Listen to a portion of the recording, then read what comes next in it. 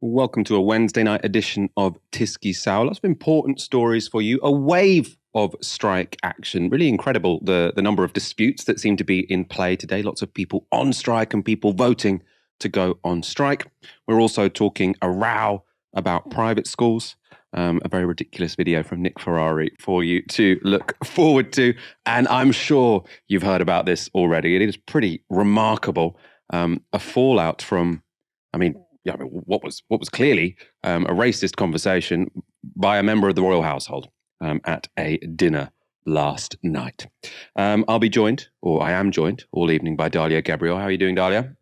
I'm good. I have to say, I'm not feeling the temperature drop. It's not what I signed up for. I'm not into it. I'd like to go back, please, to July. Thanks. We do want to know your comments and your questions throughout the show. Are you on strike? Are you going on strike? Would you like your industry to be going on strike, but it's not? Do let us know on the hashtag Tisky Sour or in the comments. This winter, it can feel like almost everyone is going on strike. Just today, 115,000 Royal Mail workers are in the middle of a 48-hour strike. 70,000 lecturers are also on strike, as are teachers in over 76 form colleges. And votes are also coming in thick and fast for more strike action next month. Ambulance workers were the latest. This afternoon, it was announced 10,000 of them will be taking industrial action. So what are the disputes about? Well, we'll take them in turn. The CWU is the union representing Royal Mail workers. They're demanding pay rises in line with increases in the cost of living. And Dave Ward, the union's general secretary, has stated that the terms of the dispute don't end there. He spoke to BBC Breakfast this morning about Simon Thompson, the boss of Royal Mail. What he's putting in front of our members, no union, no worker would ever accept. So let me just explain one or two of those points. He's asking us to accept that thousands upon thousands of our members will be sacked at the same time as they are bringing in self-employed drivers, new entrants on 20% less paid terms and conditions, and whilst they're also retaining over 11,000 agency workers. That's not acceptable. We're heading for compulsory redundancies here. The company wrote to us yesterday asking us to now consult on how compulsory redundancies will be introduced. We can't carry on like this. We've got to see the government stepping in as well. We've got to see the government saying this is a service to the public that is being destroyed. How concerned are you? Sorry to interrupt you. How concerned are you, though, that by striking, you are pushing customers, consumers to other forms of business, basically, which is what he would say is happening already?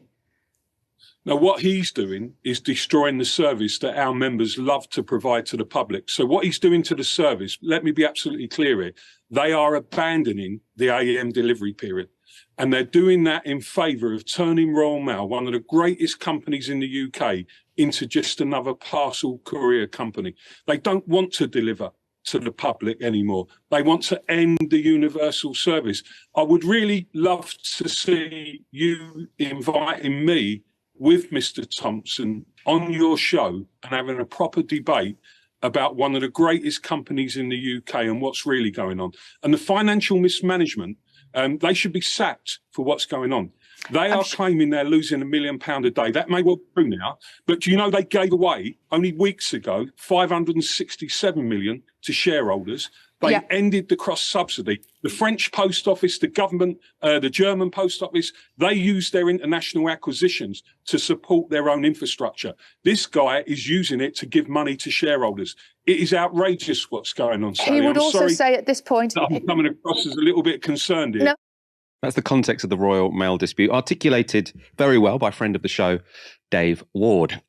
But what about the 70,000 lecturers on strike today? Well, they're in a dispute with employers over pay, conditions and pensions. This was UCU General Secretary Jo Grady on Newsnight last week. She was debating Chief Executive of the Universities and Colleges Employers Association, Raz Jeffwa. Raj just said that an offer was made in March.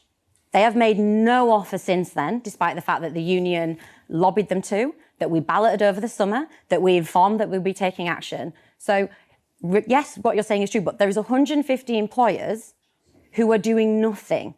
And, my members live in the real world. They live month to month, not earning enough, getting paid at the end of the month, being in the overdraft at the beginning of the month. We want Raj to be able to bring his members that he represents into the real world with our members, because you may be correct that different institutions have different incomes, have different reserves, but there is money in the sector to pay everyone properly. There is money in the sector to resolve this disruption. Does that require government intervention or something to even out? I mean, I don't quite see how a university that hasn't got the money can pay it. Well, we need in this sector evidence that there are institutions that can't, because at the minute, we don't see that. What we see are institutions sitting on their hands and doing nothing. Right. The argument that people haven't lost jobs in this sector, when you have 90,000 people on insecure contracts, people are losing employment all the time. Right.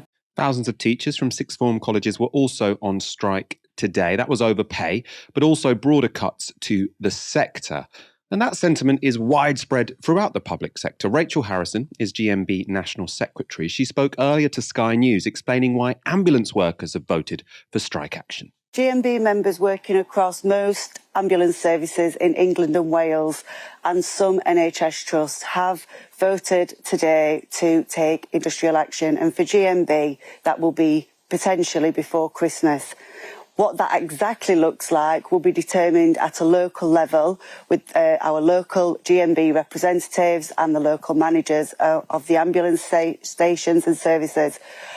What's important to know about this, though, is that our members have taken this act as an absolute last resort. They don't want to take action, but they feel that they are not being listened to. So that's why they've voted in their thousands to take industrial action. Are you able to reassure anyone who hears this news and is worried about it that patients' lives won't be put at risk because of ambulance strikes? Our members will not put patients at risk. I think it's important that your viewers are aware that it's not our members that have put patient standards at the low that they are currently. It's this government that have done a decade of austerity and cuts and deliberately under-resourced and underfunded the NHS. So our members will do their best to protect patients. And one of the reasons they're taking action is because of patient standards and because nobody is listening to them. Of course, as we spoke about on Friday's show, we're also due the first nursing strikes in 100 years this December, and we're set for more strikes on the railways that month too. Now, to discuss this wave of industrial action, I spoke earlier to Novara Media's Labour Movement correspondent, Polly Smythe. I started by asking her if there's a common thread running through all of these disputes.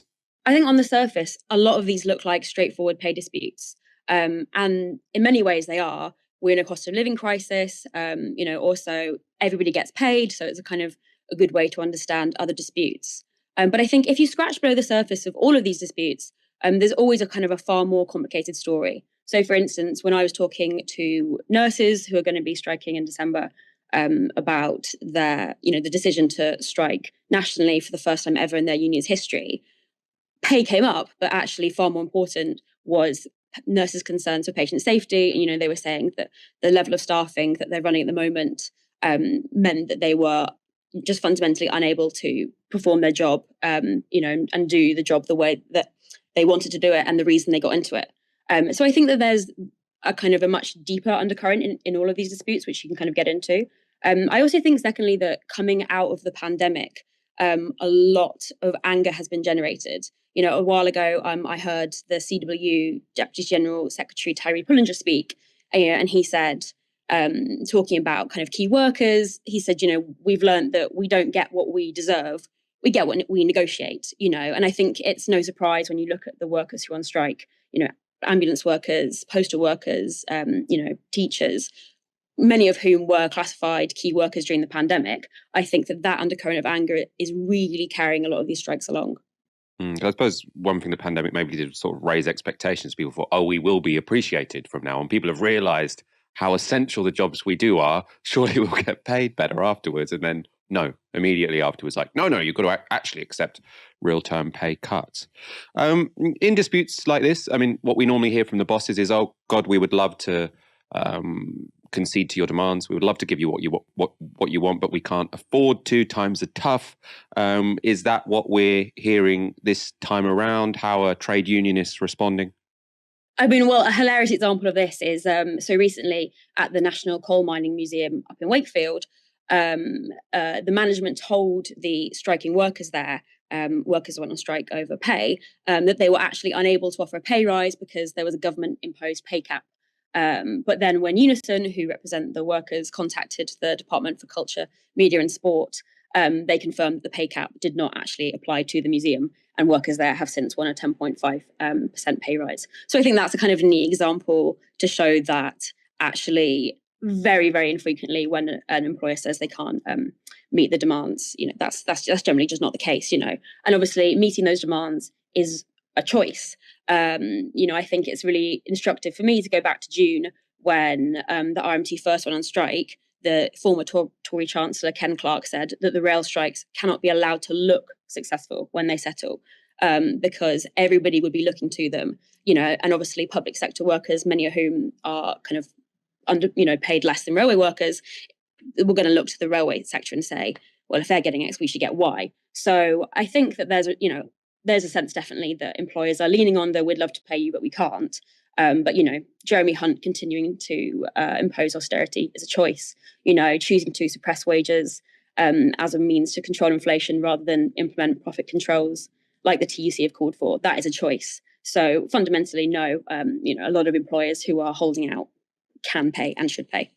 And you've already mentioned a couple of successful strikes, but I wonder if you could expand on that a bit. Strikes end for two reasons. One, the workers get worn out. You can think of the miners' strikes, or the classic example where they essentially get defeated by the employers, or they can come to some sort of agreement which they feel is in their favour and then end up calling it off. I mean, are there any waves of strikes this year that have ended because the workers have got their demands? And if so, which are the most significant? Yeah, I think it's really interesting. One of the things that's kind of come out of this wave of strikes is that when you look at a lot of the national disputes, maybe CWU, for instance, those disputes are kind of by now quite long-standing and bitter and kind of entrenched. But when you look at the local level, actually, a lot of disputes there are being resolved, and a lot of them are being resolved with quite substantially large pay rises. And that, again, is happening in specific sectors. So one thing I think is really fascinating actually is if you look at buses. So Unite have reported an 827% increase in strike activity for Unite bus workers. So in 2019, there were 11 bus strikes, but since Sharon Graham became Unite General Secretary, there have been 102 transport disputes, which is covering tens of thousands of workers, in Arriva, in Stagecoach. So yeah, workers are winning. I think that, it's really important to spread those wins and kind of remind workers that, you can win really big. That was Novara Media's Labour Movement correspondent, Polly Smythe. You can check out her reporting on novaramedia.com, and I'm sure we'll be speaking to her much more often, actually, over the coming weeks and months, because this strike wave, I think, is probably going to be the story of the winter. Dalia, I want to bring you in on this. I mean, I can't remember a time when this many people were on strike. I mean, I haven't checked empirically if this is the most people who've been on strike on a over a period. I know that sort of in the early 2010s you had some really big sort of public sector strikes, but it does seem like something's in the air, doesn't it? Yeah, I think that there are so many things about this that it's not just about the quantity, it's also about actually politically what's happening. One thing I think is really interesting is that so many of these strikes are not defensive, right? They're not about trying to save jobs or trying to save or trying to recover what is being taken away, but actually it's about demanding more.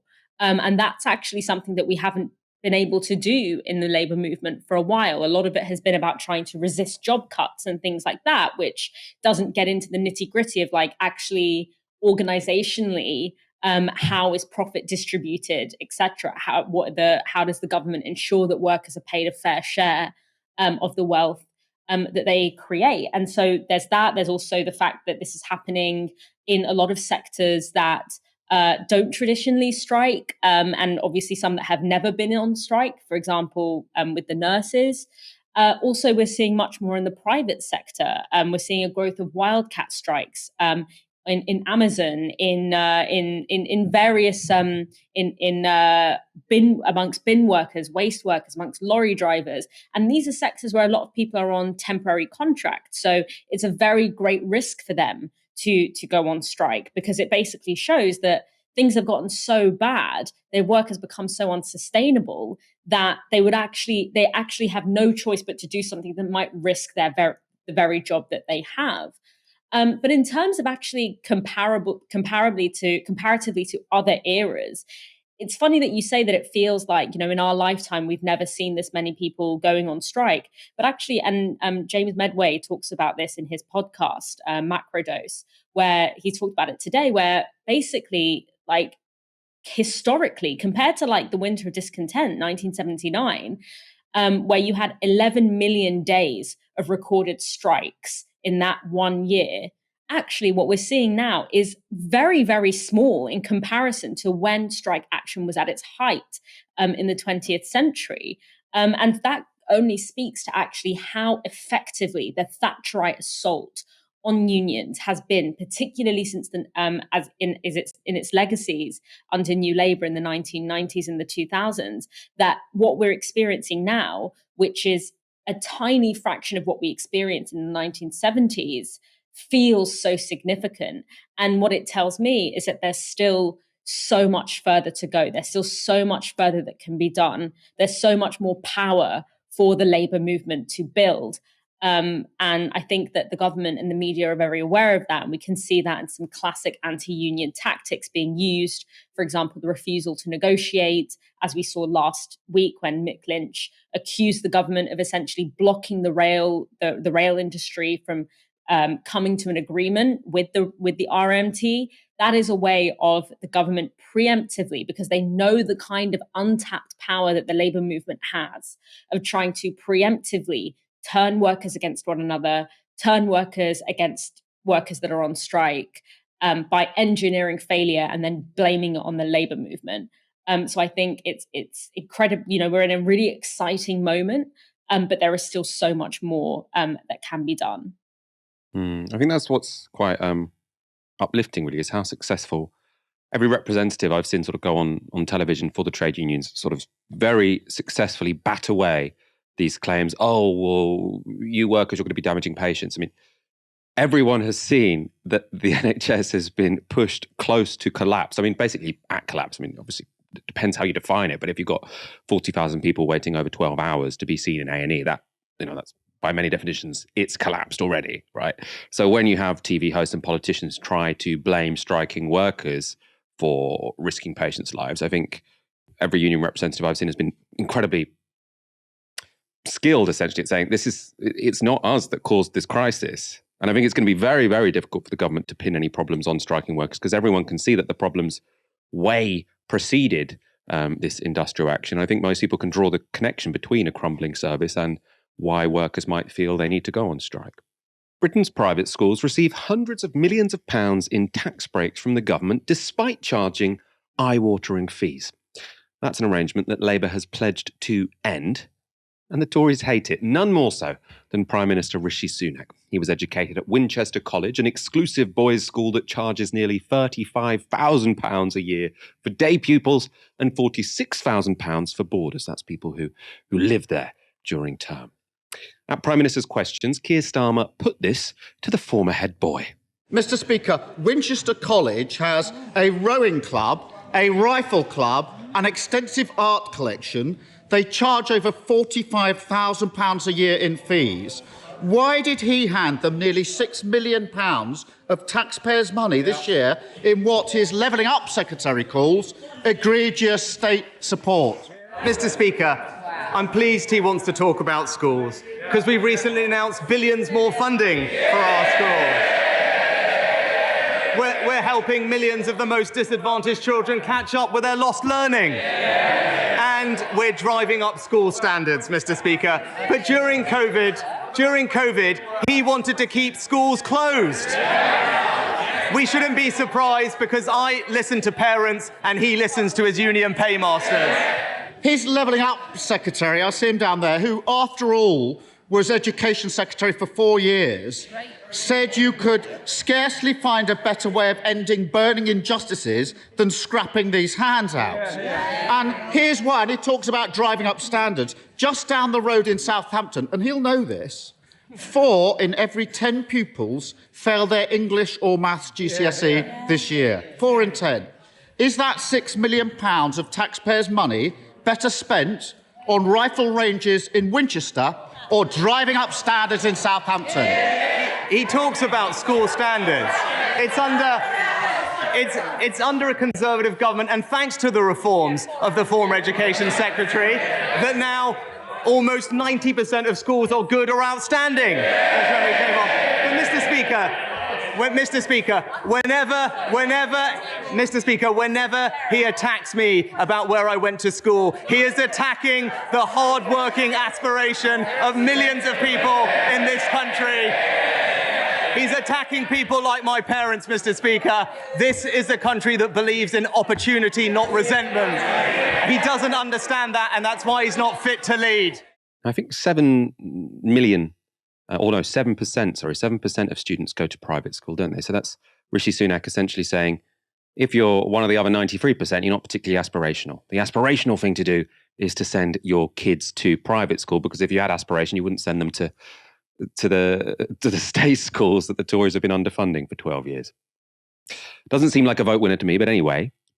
Let's move on to the reference to the Levelling Up Minister, Michael Gove. So in 2017, when the former Education Secretary was a backbencher, that was under Theresa May, he wrote an article in The Times with this headline. You might be surprised to see Michael Gove writing this. Put VAT on school fees and soak the rich. And you got this subheading, removing the tax advantages of private schools would boost standards in the state sector and raise vital extra funds. Now, obviously, he is now in cabinet. So he is agreeing with what Keir Starmer was saying there.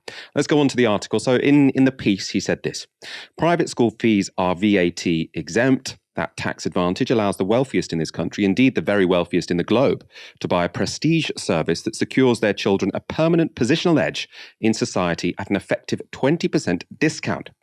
Private schools and their students are massively overrepresented in the highest ranks of politics, business, the media, and sport. They still secure a dominant share of the places at Russell Group universities, in our leading professions, and in our cultural firmament. Interesting word. I'm not sure I've ever used that before. He went on to say, this are the children of the rich intrinsically more talented and worthy, more gifted and more deserving of celebration than the rest? Of course not. But our state-subsidised private schools continue to give them every possible advantage. The money we raise from ending the tax advantages enjoyed by private schools could be redeployed to help the most vulnerable children of all those taken into care. We could increase the amount spent on their education through the pupil premium. We could expand Frontline, the scheme that recruits the most talented Russell Group graduates to become social workers, supporting these children. So that's sounding a hell of a lot more progressive than Rishi Sunak. Indeed, it's hard not to agree with Gove's former self there. I wonder what he was thinking when the cameras are on him at Prime Minister's Question Today. So what are the facts here? Because private schools are counted as charities. They don't charge VAT on their fees, but they also don't pay corporation tax or capital gains tax on their profits. And they get an 80% discount on business rates. That's even though many of them have huge endowments. For example, Sunak's old school Winchester has an endowment of £417 million, which is second only to Eton's £542 million. And any interest on dividends they earn on those sums are currently completely tax-free. In total, the tax exemptions enjoyed by private schools cost the Treasury £3 billion every year, and just forcing private schools to charge VAT on fees would raise £1.7 billion. Of course, that would also increase their fees by 20%, leading the Daily Mail to run this hysterical front page. Keir's class war threat to 200 private schools. And they say Labour plan to put VAT on fees could lead to mass closures. Now, first of all, 200 schools aren't going to close. The Mail and all the other papers who've picked up that line are very sketchy on the details, and most people who can afford those fees can afford an extra 20%. Well, that's what I assumed, but can they? Can they? Because not everyone agrees. This is how Nick Ferrari responded to Labour's plans. Let me get this out there. I benefited from having a private education, but I recall that my parents, I'm not going to pretend for a second that we struggled or we didn't, but it was out there. And as you now know, I've told you the school that my two sons went to, and I was very lucky that my ex-wife, that was a decision we took, and they went to a great school in Dulwich called Allains. But let me tell you, the idea that they are the preserve of rich people is, pardon my language, utter cobblers. I saw people bringing their children to that particular school with cars held together with gaffer tape, who didn't take, maybe just had one holiday a year, and that was very much a staycation, didn't have this amazing life of skiing. Now, are there children who go to these schools whose parents go skiing and to Verbier and they have their own villas in Tuscany? Yes, of course there are. And is there a brand new Porsche and a Range Rover? Yes, of course there is. But there are also parents who decide that what they want to do with their money is work damn hard, save, and then not renew the car, not go on holiday, not have lovely fur coats or watches or whatever else, and we should allow the decision, shouldn't we? First of all, I'm just going to preempt everything I say. I'm very rich. My parents were very rich. My children are incredibly privileged, and I was also incredibly privileged. But in my experience of being incredibly privileged, I have met the odd person who seemed slightly, not exactly completely rich. They had gaffer tape on their cars. Can you believe it?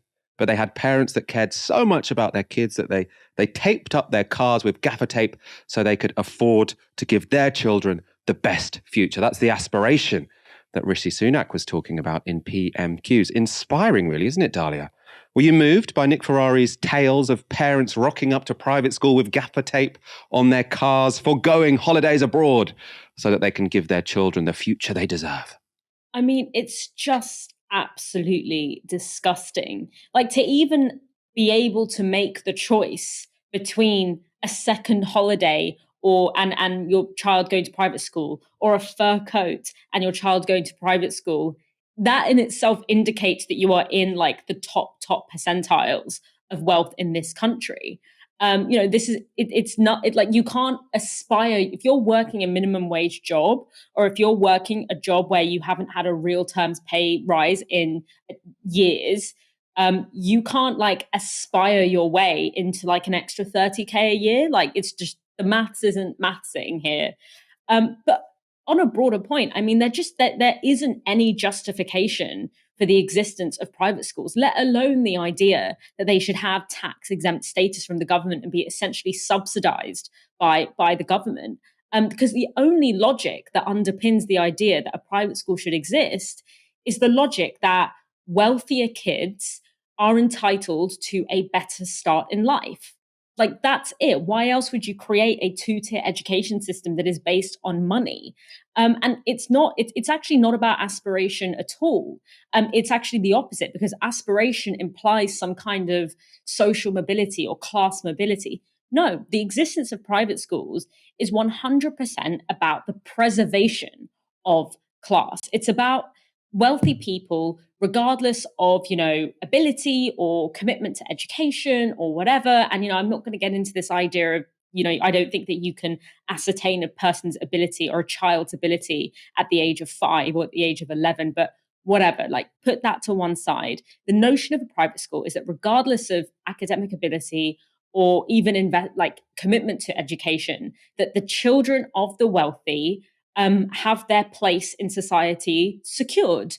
And, making the claim that, the odd lower middle class kid or the odd middle class kid managed to kind of slip their way in because their parents, gave everything up, or their parents worked 3 jobs. That doesn't prove that is the exception that proves the rule, that this is about fundamentally preserving the class interests of the very wealthy. And the idea that some lower middle class parents should give up everything and should work multiple jobs in order to give their child a solid start in life. And that's not to say that comprehensive schools can't give you solid starts in life, but it's very difficult with the kind of under-resourcing that we're seeing in the state education sector.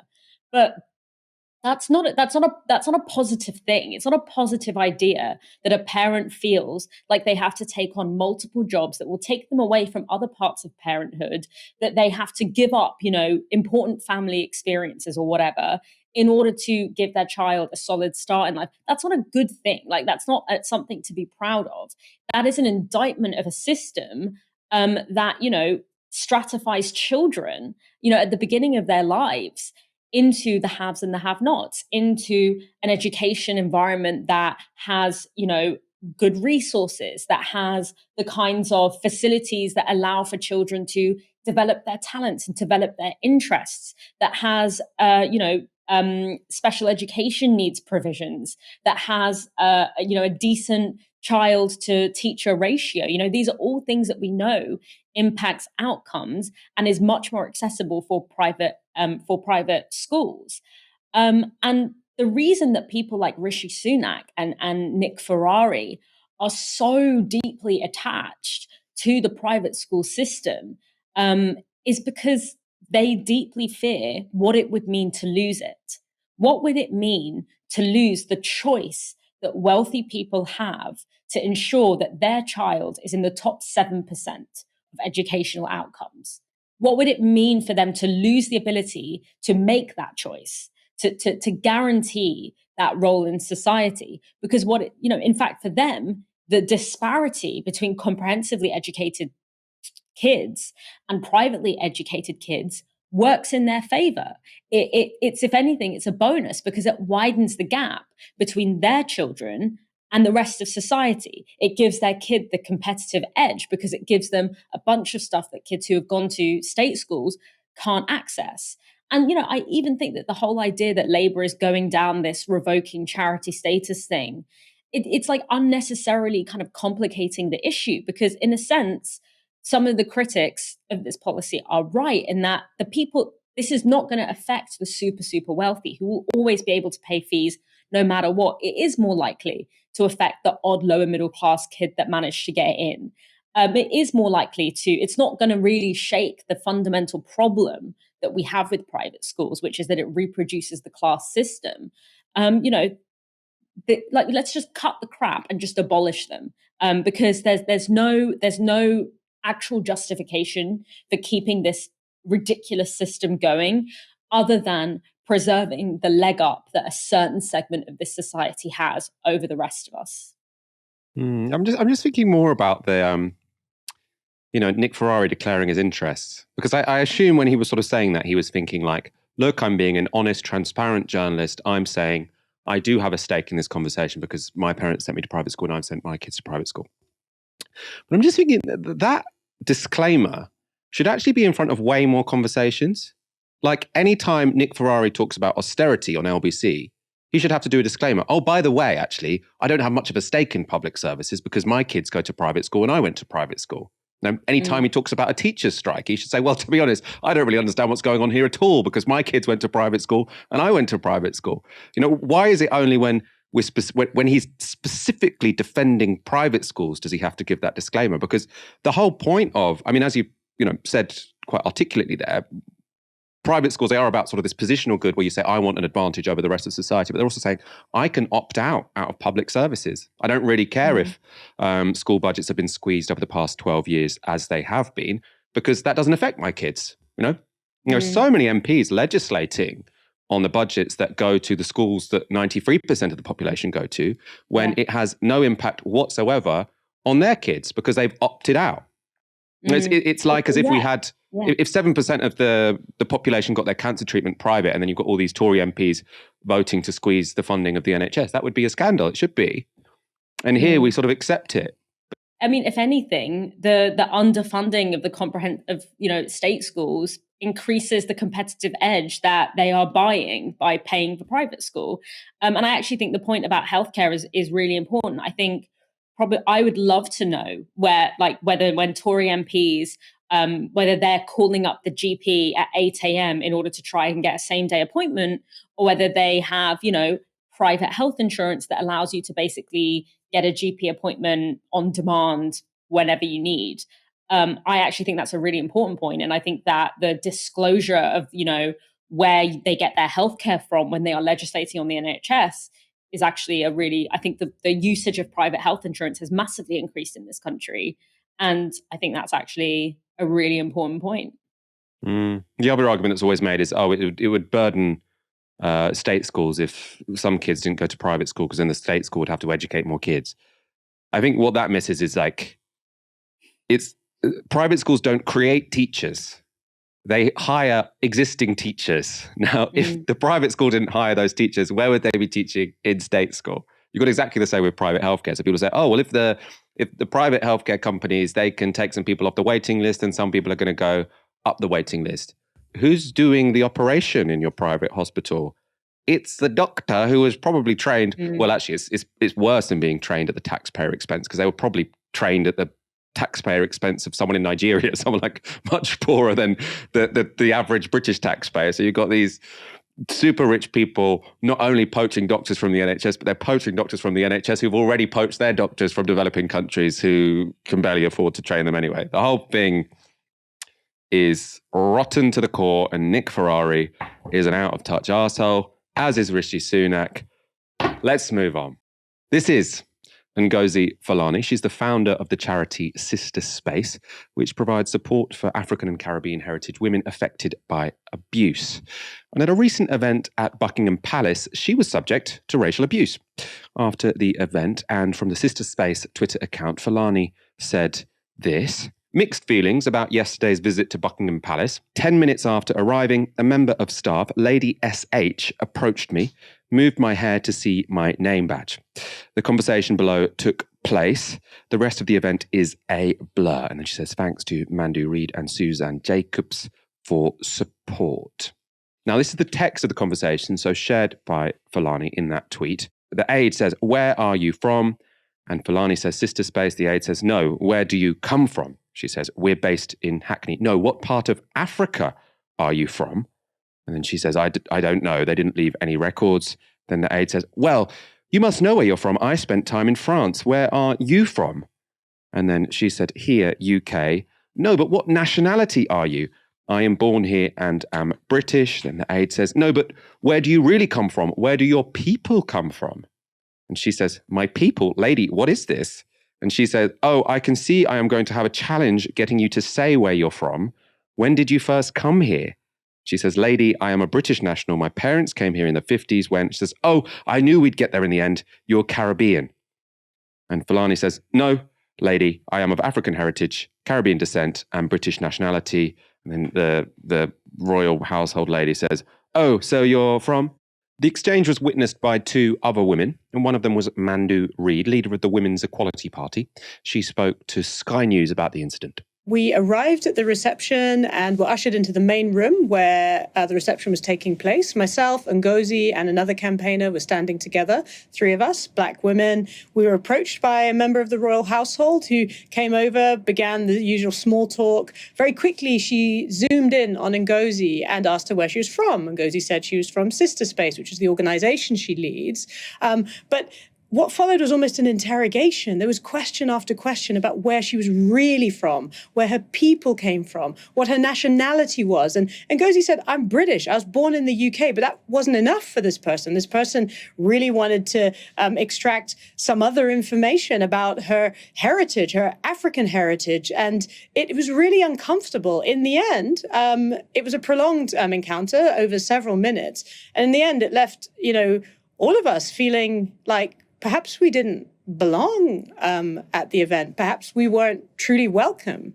The woman who made those comments to Ngozi Fulani is understood to be Lady Susan Hussey. She was a close friend of the late Queen and is godmother to Prince William. She's also 83. Now, this is the response from Buckingham Palace.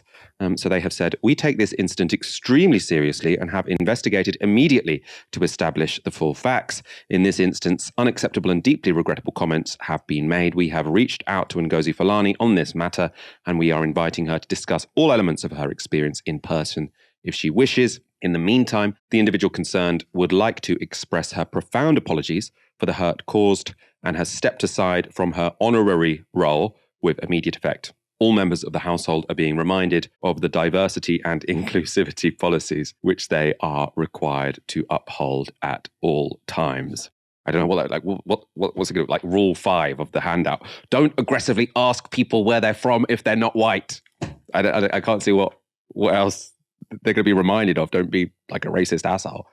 Anyway, not everyone thinks there's something to apologize for.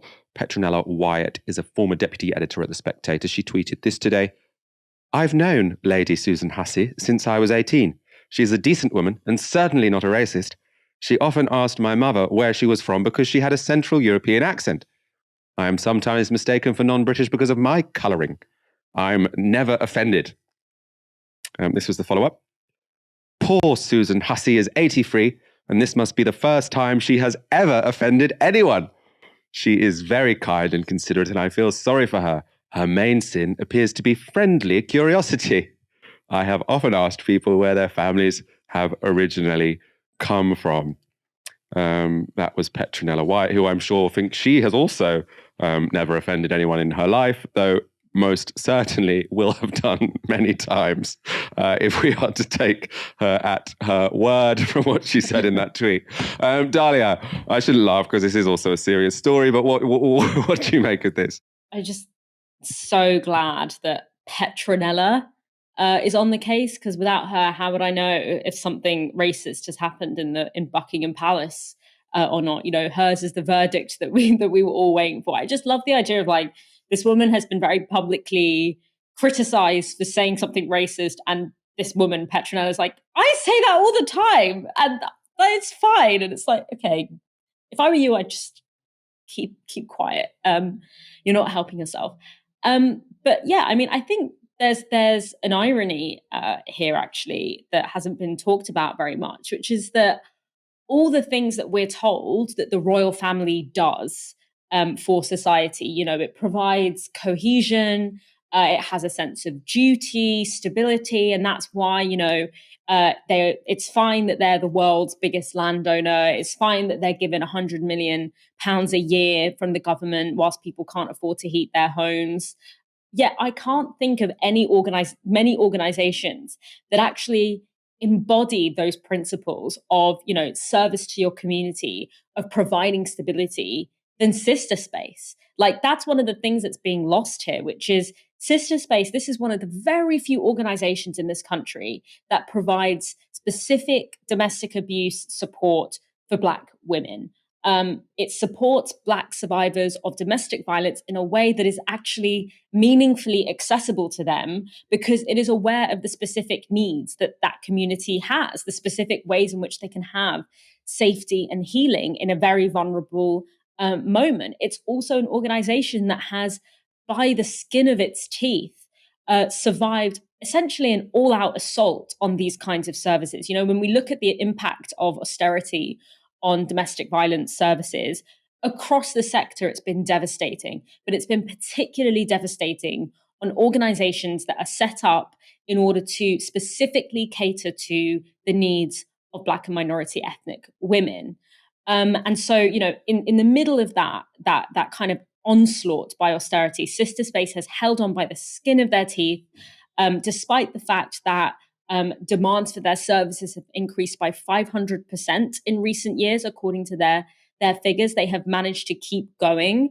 They, especially under lockdown when demand was very high, they've also survived multiple eviction attempts. Basically, this is an organization that has done all of these things that the royal family, that we're told the royal family is there to do. They've actually done it in their community in incredibly hostile conditions. And that austerity, that kind of attack on those kind of services, this is an example of kind of interpersonal racism and racial abuse. That is an example of systemic racial violence that has impacted and threatened the lives and livelihoods of thousands of women of colour in this country, particularly in London, where Sister Space operates. And so when it comes to this ignorant comment, you know, this is something that people of colour hear all the time, despite the fact that it has been explained over and over again in almost any forum I can think of, why this is an inappropriate and alienating thing to ask someone. I'm not especially surprised that like the memo hasn't reached this 80-year-old woman who has spent her life working in an institution that more than almost anything else represents colonial plunder. I don't know what a lady in waiting is, but apparently she was a lady in waiting to the late Queen for many, many years. It doesn't, you know, this is also an organization, you know, Buckingham Palace explicitly banned the employment of, to use their terms, coloureds and foreign immigrants to clerical roles until at least the late 1960s. So it doesn't surprise me that the memo hasn't reached her. This is ultimately the kind of attitude that this institution represents. I think we should ask ourselves why we give that institution so much financial and symbolic and cultural power. What does that say about us? But for me, like, what also really communicates disrespect in a way that you really don't need to have like anti-racism training or to be an expert in critical race theory or even to have your finger on the pulse to realize is disrespectful is the fact that this woman felt entitled to essentially harangue Ngozi for an answer that she clearly didn't feel comfortable giving or she clearly wasn't prepared to give. Like from the outline of the interaction that we've heard from Mandu and Ngozi, it's very clear that Ngozi in the moment expressed, in basic words, like, the questions you're asking me makes me feel like you don't think I'm British. The question, I don't want to divulge this information to you. This line of questioning, I find it uncomfortable and disrespectful. And yet she had this entitlement to be able to just keep going and keep haranguing her until she got the answer that she wanted. And that, to me, take away all of the kind of knowledge about how, why that question is inappropriate and whatever. You can't explain that away with like age and things like that. The fact that she felt this woman is here to basically do as I tell her, to give me whatever answers I want from her, and that I have the ability to speak to her in that way. I don't think she speaks to, privately educated white men in that way. She doesn't speak to them in that kind of, really like demeaning and interrogatory way. That demonstrates that she doesn't see her as a full person who is worthy of like respect and dignity and boundaries. That doesn't take an expert in, racial politics to understand. Yeah, that's true. It wasn't like a stray. I mean, obviously, stray comments can be, very offensive and racist, but it seems like it was an interrogation. So it's, yes. I think she'll probably be put out to pasture. I don't know how many royal events she'll be attending, but Petronella Wyatt will always have a welcoming home for her to sort of spout all her bizarre nonsense, her completely inoffensive questions, which will be repeated over and over and over again to you if you are non-white. The results of the 2021 census of England and Wales are slowly being published, and two results are causing a right-wing freakout. Here's the first one. It turns out that less than half of people in England and Wales are now Christian. This graph from the BBC shows that the number of Christians has been steadily dropping over the last 20 years. In 2001, over 70% of the two nations were Christian. Now it's only 47%. There's been a slight increase in the number of Muslims and those of other religions over that period, but the really noticeable increase is in those who don't identify with any religion at all. They've gone from around 15% of the population in 2001 to nearly 40% now. So people have been generally drifting away from religion, a fact that can hardly come as a surprise to most people. But that didn't stop great replacement theory advocate Douglas Murray from tweeting this killer take. So he's tweeting a Guardian article with the headline, England and Wales now minority Christian countries, Census reveals.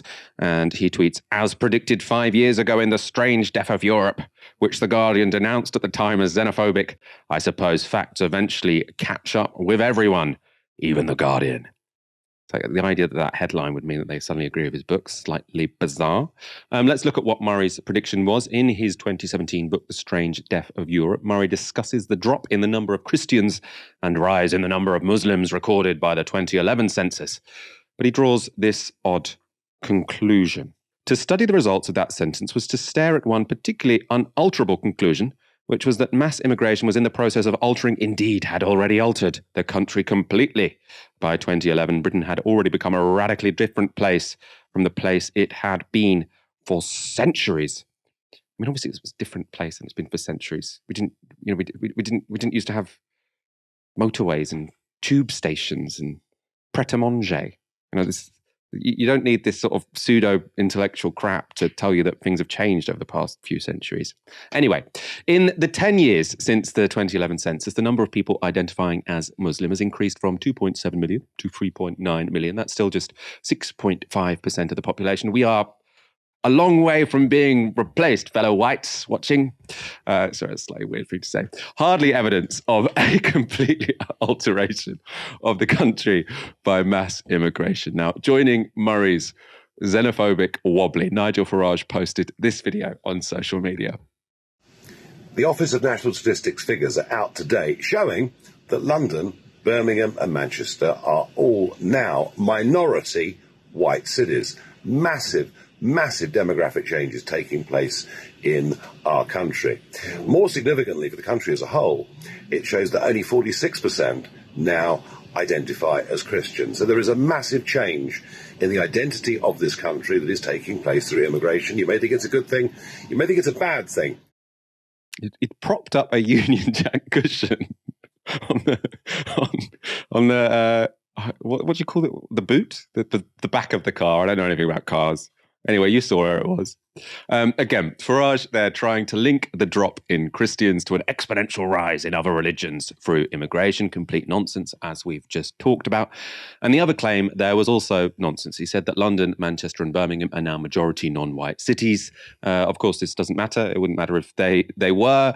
But Farage hasn't even got his facts right. So this graph from the BBC shows the data for the percentage of people who identify as white in these three cities. In Manchester, it's 57%. In London, it's 54%. And in Birmingham, it's 49%. Nigel Farage was, of course, confusing white people with white British people. Details that clearly aren't his strong point. In any case, that's not the real problem with Farage's video. A fact pithily summed up by none other than Sajid Javid. So he tweeted this. So he's tweeting that video we just showed you, and he says, "So what?" Back now to Douglas Murray, who thinks he does have an answer to that question, to the question, so what? So he tweets, "I see many commentators on the census results saying, so what if people who identify as white British are a minority in London, Birmingham, Leicester, Manchester, etc.? Just one answer to this, which is, because we never voted for this. Quite the opposite, in fact." Now, of course, there are many things we don't vote for. To go back to my previous example, we didn't vote for metro stations or pret-a-manger. They still appear. And we clearly haven't voted for the opposite either. So if you're talking about the cities he's talking about, let's go for London, for example. We very recently elected twice a mayor of the city who is non-white. So it doesn't seem like London is full of all of these people who are incredibly stressed that not everyone's white anymore. This idea that Douglas Murray speaks for the people of Britain's metropoles is completely bizarre. And it would be strange for us to sort of determine the policies of England's major cities by what racist in a completely different part of the country might think. Bizarre. Dalia, I want your thoughts on this. What do you make of the right-wingers freaking out about the census? I mean, this is just like good old-fashioned traditional race science. Like we've ditched all the proxies, we've ditched all the kind of smokescreen, and we're just going back to the old school eugenics paranoia about preserving racial purity, about believing that racial categories are, have some kind of connection to moral content and character, and fearing that if you dilute the racial superiority or the racial concentration of a particular group in a particular area, that there's going to be some kind of hideous moral or political decline. When Douglas Murray uses this as like some kind of self-congratulatory moment to be like, see, I was right all along, as if it somehow vindicates his style of politics. I mean, obviously, it goes without saying. Firstly, he's saying, "Oh, the Guardian accused me of being xenophobic," and it's like that is clearly the Guardian is very much vindicated in that. But as you know, the argument was never that there will never be a point at which major cities in the UK might not be one day, in his book, majority white. The argument was always that it doesn't matter because racial categories are not connected to moral character. That's kind of the basic idea there. And, I'm glad that Javid came out and said it. Who cares? I mean, it would be nice if he wasn't also part of a government that was implicitly using great replacement fears and, fears about there being too many immigrants and that being an invasion. it'd be nice if he wasn't part of a government that was using that in order to drown refugees in the Mediterranean, because that is ultimately the end point of this kind of politics. But when he says, what really annoys me as well is like when he talks about how, the problem here is that we didn't vote for it. So he's trying to kind of cloud this in some kind of democratic issue or some kind of almost technocratic issue. And part of me is just like, well, Douglas, 1/5 of the world's population also didn't vote for the British to colonize them. And yet there you were. They also don't continue to vote for the ongoing forms of neo-colonialism. The Iraqis, for example, didn't vote to be invaded by Britain and America, even though it was apparently on their behalf. So I don't really see his same vim for those kind of instances of, unwarranted invasions that are actually invasions rather than imagined ones. But of course, it's not about that. It's not about some kind of technocratic commitment to democracy. It's, the people that Murray is speaking to when he says these things, the people he's trying to mobilize, the people he's trying to aggravate. And let's not forget that there's been a lot of work, the people who are the most pressed about what's happening in London and Manchester and Leicester are people who don't live there, people who are being fed, a bunch of social, whether it's social media or traditional media, of like fear-mongering content about what's going on in these major cities as a result of, increased diversity. So when he says these things, he never actually needs to explain what he means when he says that the fact that the idea, the misreported fact that London or that Birmingham or whatever is no longer a majority white city. He doesn't need to elaborate on what to fear there, because the people he's communicating to know exactly what he means. And what he means is the same thing that Enoch Powell articulated in 1968, which continues to be an incredibly mainstream narrative and rhetoric in this country and in the British political sphere. And it's a fear that the power of white supremacy will be compromised or affected by racial mixing and by diversity. That's it. That's what the fear is here. And the people that he's speaking to have an inherent fear of that. And that's what he's playing up. And so I think we need to call it like we see it, which Sajid Javid did to an extent, but also, he could stand to put his money where his mouth is. Yeah, I suppose going back to the voting thing, because this idea that Britons have, because if you say quite the opposite, in fact, he's saying British people have voted multiple times that British cities should be majority white.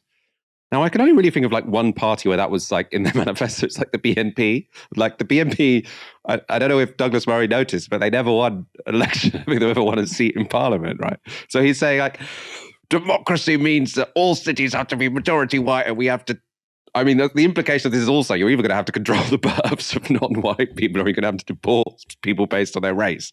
And that's, again, a very kind of, fascists have not been elected to power in this country, Douglas Murray. Like, we might sometimes think, or we probably often quite say that the Tories have, some fascistic elements to some of their policies and definitely some racist elements to some of their policies. But no one's sort of had a manifesto which is, Britain for whites and won an election, because like that's not what most people think. That's like what really weird people think.